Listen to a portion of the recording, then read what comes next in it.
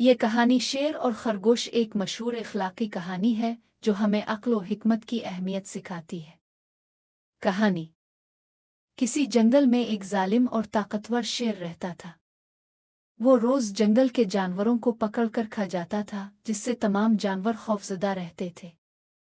आखिरकार तमाम जानवरों ने मिलकर शेर से दरख्वास्त की कि अगर वो रोजाना एक जानवर खुद उसके पास भेज दे तो वो जंगल में बिलावजा शिकार न करे।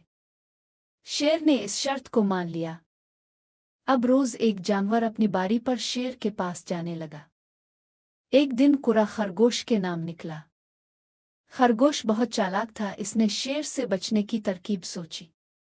वो जानबूझकर देर से पहुंचा। शेर गुस्से में धाड़ा। तुम इतनी देर से क्यों आए? खरगोश ने अदब से कहा।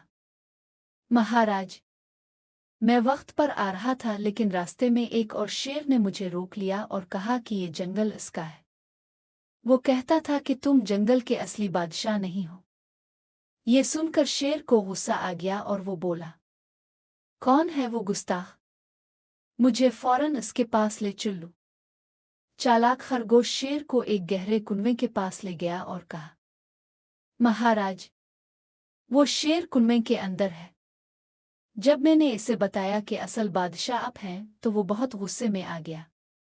शेर ने कुनवे में झांका तो इसे पानी में अपना ही अक्स नजर आया। इसे लगा कि वाकई दूसरा शेर मौजूद है। गुस्से में आकर इसने जोर से धाड़ मारी और कुनवे में छलांग लगा दी। यूं वो पानी में डूबकर मर गया। जंगल के सब जानवर खरगोश की बहादुरी और अक्लमंदी पर खुश हुए और उसका शुक्रिया अदा किया। सबक। इस कहानी से हमें ये सीखने को मिलता है कि अक्ल और फहम ताकत से ज्यादा अहम होती है।